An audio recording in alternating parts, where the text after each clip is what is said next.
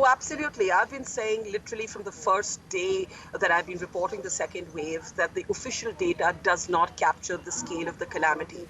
And, I've been for the last 12 days in the state of Uttar Pradesh, which is our most populous state, in the hinterland. And let me tell you, share a couple of the things that I've seen.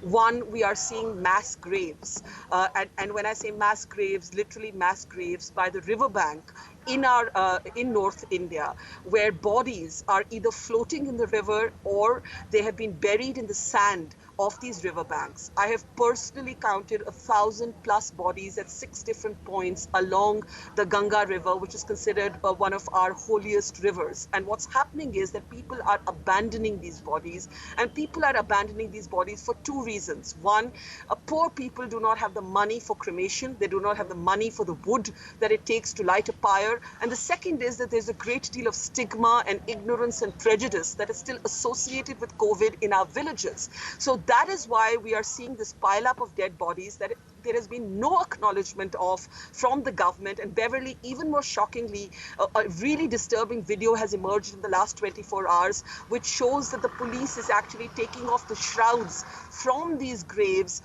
in a complete sort of denial of dignity to the dead, because obviously there are politicians who do not want these images to go out to the world. So that's the first thing. The second thing is, in our villages, because there are no hospitals, because there is no access to healthcare, people are dying, but they're dying at home. And because they do not actually reach a hospital, they do not get tested for COVID, they die, but they do not get counted as a COVID fatality.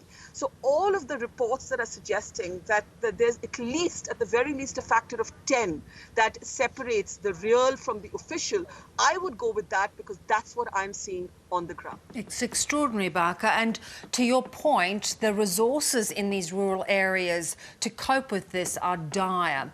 So what are people doing? Well, people are overwhelmed, they're confused. I have been to at least 5 villages where in these small villages, the locals told me that there had been 30 to 40 people who had died in their village in the last 1 month alone. And when I would say why, they would say there was a fever, there was breathlessness, but they didn't know what to do. The primary healthcare centers are locked. There is no testing facility. There are no vaccines. There's a shortage of vaccines even in our cities. And those who can manage to try and get to the nearest hospital, they often dip into their life savings. People have taken loans to try and get to hospitals. But even sometimes when they get to hospitals, they have reported that the COVID test did not take place. And the death certificate that they get at that point says pneumonia or says typhoid or gives some other reason as the cause of death. So we are systematically erasing. That is how far I would go. We are systematically erasing the deaths of our poor people who are dying unacknowledged, undocumented, unchronicled. And I think that there is a really huge flawed morality with that. But there's also a dangerous question for us as a country. We are declaring the peak of our second wave to be over. But if we are not accurately counting our dead and we are not accurately counting our infections, are we making a fatal error by believing that the worst might be about to get over soon? Yeah, and more beyond that, of course, there is this lack of accountability that you talk of, which really shows that that authorities are just not really grappling with the severity of the situation.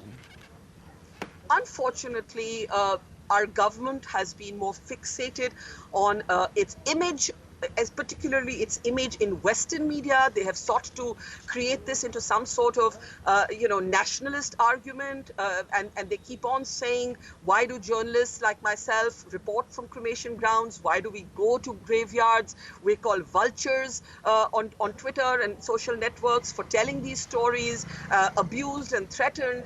And the government, which really should be focused on acknowledging its mistakes, somebody should come forward and say, we made mistakes, we're sorry. People died not just from the virus, they died because there wasn't oxygen in hospitals, because we didn't prepare well, because we didn't order vaccines. Our vaccine rates are down by more than 50% over this last month. But instead of that acknowledgement, we're unfortunately seeing a kind of obsessive focus on image and public relations instead of on saving lives, and instead of taking responsibility for literally what I would call criminal negligence in some ways that has brought a country to its knees.